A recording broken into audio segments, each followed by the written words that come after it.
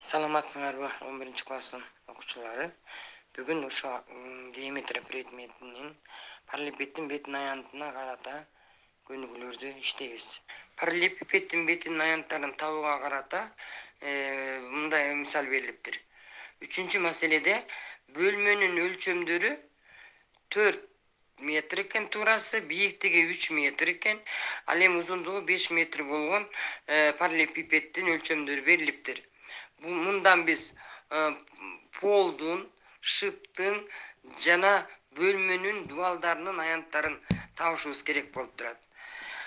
Биз параллелепипедти класс бөлмөсүнүн ичине окшоштурсак болот. Бул жерден эс шыптын аянты менен эс полдун аянты бири-бирине барабар болгондуктан экөөнү бир табабыз. Демек анда 4 менен 5-ти көбөйтөбүз. Узуну менен туурасын көбөйтсөк, биз шып менен полдун аянтын тапкан болобуз. Ал барабар 20 метр квадратка экен. Андан кийин эс каптал дубалдарын табалы. Бийиктиги 3 болуп аткан, узуну 5 метр болчу. Демек 3 менен 5-ти көбөйтсөк, 15 метр квадрат. Демек каптал дубалынан экөө болгондуктан экөөнүн аянты 15 метр квадрат экен. Андан кийин эс алдыңкы жана арткы дубалдарын табалы. Мында узуну 4 болуп калат, бийиктигин 3 метр деп алсак, 3 менен 4-тү көбөйтсөк 12 метр квадрат. Демек муну да таап алдык. Эми жообу шып менен полдун аянты 20 метр квадрат. Ал эми эс каптал беттеринин аянты 15 метр квадрат. Алдыңкы жана арткы дубалдын аянты 12 метр квадрат экен. Демек биз чыгардык. Биздин параллелепипедтин бетинин аянтын табууга карата 3-мисал берилип турат. Мында бөлмөнүн 3 өлчөмү берилиптир. Биз 3 өлчөмүн билебиз. Туурасы 4 метр, бийиктиги 3 метр, узундугу 5 метр болгон. Мындан биз полдун, шыптын жана бөлмөнүн дубалдарынын аянттарын тапкыла дейт. Шып менен пол экөө бири-бирине параллель жана барабар. Ошондуктан бирөөнүн эле аянтын табуу жетиштүү болот. Демек эс барабар, шып барабар, эс полдукун барабар деп туруп, 4 менен 5-ти көбөйтөбүз. Узуну менен туурасын көбөйтсөк 20 метр квадрат болуп калды.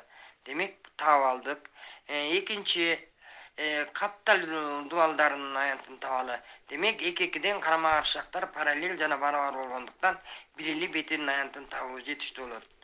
Мында бийиктиги 3 метр, узуну 5 метр болгондо каптал дубалы 15 метр квадратка барабар. Ал эми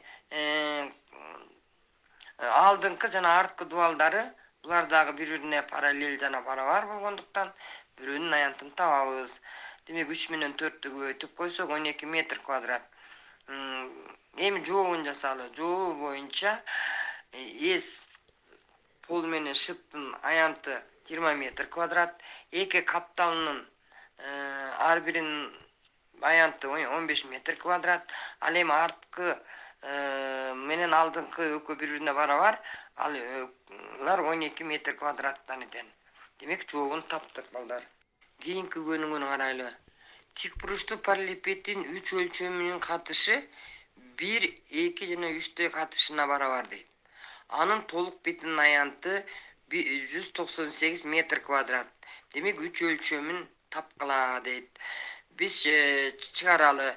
Бул жерден А катышы В'нын S'га болгон катышы барабар 1, 2, 3 катышына барабар деп шарт боюнча жазып алабыз. Бул жерден В барабар 2A'га, С барабар 3A'га. Демек эс толук бетинин аянтын биз билебиз. 2 каша А, С кошу В, С кошу А, В'га барабар экендигин. Эми ушунун ордуна коюп чыгарабыз. Эс толук бетинин аянты барабар 2 каша А, S'нын ордуна 3A'ны коебуз. Плюс 2А, андан кийин S'нын ордуна да 3A'ны, В'нын ордуна 2A'ны, S'нын ордуна 3A'ны коебуз. Кошу А өз жазылат дагы В'нын ордуна 2A'ны коебуз. Эми иштеп жөнөкөйлөтүп көрсөк балдар, бул 198ге барабар. 22 a kvadrat barabar 198 болуп калды. A kvadratты таба турган болсок 198-ти 22-ге бөлөбүз. Демек a kvadrat barabar 9 болду.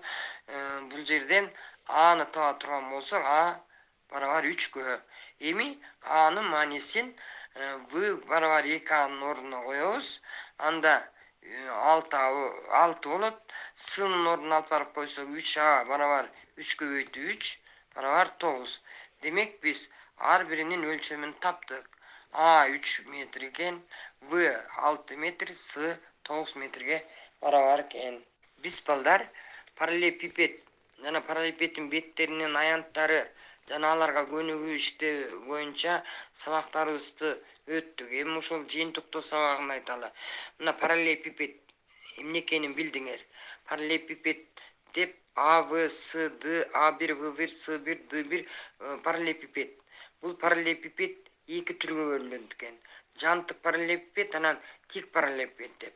Анан биз тик буруштуу параллелепипед боюнча негизинин аянтын тапканды, каптал бетинин аянтын, толук бетинин аянтын табуунун формулаларын бердик.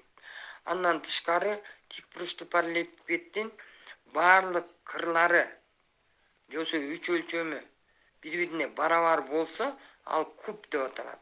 Демек кубтун негизинин аянты квадраттын аянтына барабар болуп калат да, ал a квадратка. Ал эми каптал бети граммдан 4 болгондуктан ошол квадраттын аянтын эле 4кө көбөйтүп коебуз. Ал эми толук бетинин аянты кубда 6 грамм болгондуктан ошол 1 квадрат a квадрат деле 6га көбөйтүп койсок, эс толук бетинин аянты келип чыгат экен. Анан биз бул жерден параллелепипедди чийүүнүн эрежесин, диагоналдардын жүргүзүүнүн эрежелери менен тааныштык. Ушуну менен саламатта калгыла балдар. Үйгө тапшырма окуу китебиңердин номер 3 менен 8 көнүгүүсүн чыгарып жазгыла.